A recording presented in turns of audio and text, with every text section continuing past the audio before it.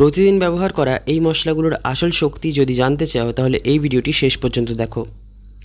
বন্ধুরা, আমরা প্রতিদিন রান্নায় নানা ধরনের মশলা ব্যবহার করে থাকি, কিন্তু এই ভিডিওটি দেখার পর তুমি শুধু স্বাদের জন্য মশলাগুলিকে ব্যবহার করবে না, তখন তুমি বুঝে ব্যবহার করবে কোন মশলাটি তোমার শরীরে কী কাজ করছে এবং কিভাবে তোমার স্বাস্থ্যের উপকার করছে। আজ আমি আলোচনা করব এমনই 5টি সাধারণ শক্তিশালী মশলা নিয়ে। তাহলে চলো ভিডিওটা শুরু করা যাক। প্রথম, সর্ষে। সর্ষে শুধু রান্নায় স্বাদই বাড়ায় না, এটি শরীরের জন্য খুব উপকারী। সর্ষের মধ্যে রয়েছে অ্যান্টিঅক্সিডেন্ট এবং বিভিন্ন পুষ্টি উপাদান, যা শরীরকে ভিতর থেকে শক্তিশালী করতে সাহায্য করে। অনেক সময় সরিষার তেল দিয়ে মালিশ করলে শরীরের ব্যথা কমে এবং রক্ত সঞ্চালন ভালো হয়। এছাড়া ঠান্ডা কাশির সময় সরষের তেল ব্যবহার করলে অনেকেই আরাম পান। তাই সর্ষে শুধু রান্নার জন্যই নয়, স্বাস্থ্যের জন্য গুরুত্বপূর্ণ। দ্বিতীয়, কালো জিরে। একটা কথা তুমি হয়তো শুনেছ যে কালো জিরে সব রোগের ঔষধ। যদিও এটা পুরোপুরি সত্যি নয়, কিন্তু এর উপকারিতা সত্যিই অসাধারণ। কালো জিরে শরীরের রোগ প্রতিরোধ ক্ষমতা বাড়াতে সাহায্য করে, ফলে সহজে অসুস্থ হওয়ার সম্ভাবনা কমে যায়। এছাড়া এটি হজম শক্তি বাড়ায় এবং শরীরকে ভেতর থেকে শক্তিশালী করে। নিয়মিত অল্প পরিমাণে খেলে শরীর অনেকটাই ফিট থাকে। তৃতীয়, ধনে। ধনে এমন একটি মশলা যা হজম শক্তি বাড়াতে দারুণ কাজ করে।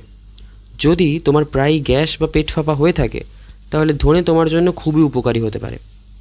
অনেকেই সকালে ভিজানো ধনে জল পান করেন, এতে শরীর ঠান্ডা থাকে এবং পেটের সমস্যাও কমে।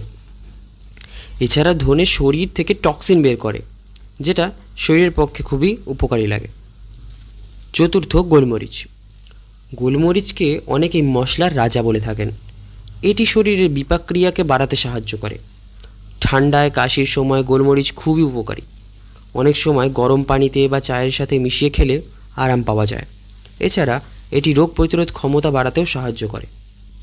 সবশেষে, মৌরি।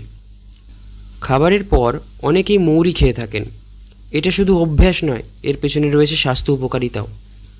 মৌরি হজম শক্তি বাড়ায়, গ্যাস ও অ্যাসিডিটি কমায় এবং পেটকে হালকা রাখতে সাহায্য করে। এছাড়া এটি মুখের দুর্গন্ধ দূর করে এবং শরীরকে সতেজ রাখে। তাই ছোট এই মশলাটির উপকারিতা কিন্তু অনেক বড়।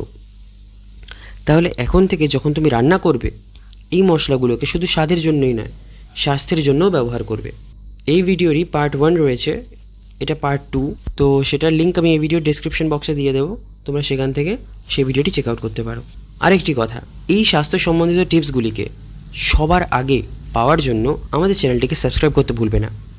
পরবর্তীতে এরকম আরও বেশ কিছু স্বাস্থ্য সম্বন্ধিত তথ্য আমি আমার এই চ্যানেলটিতে আপলোড করব, এবং দেখা হচ্ছে পরের ভিডিওতে।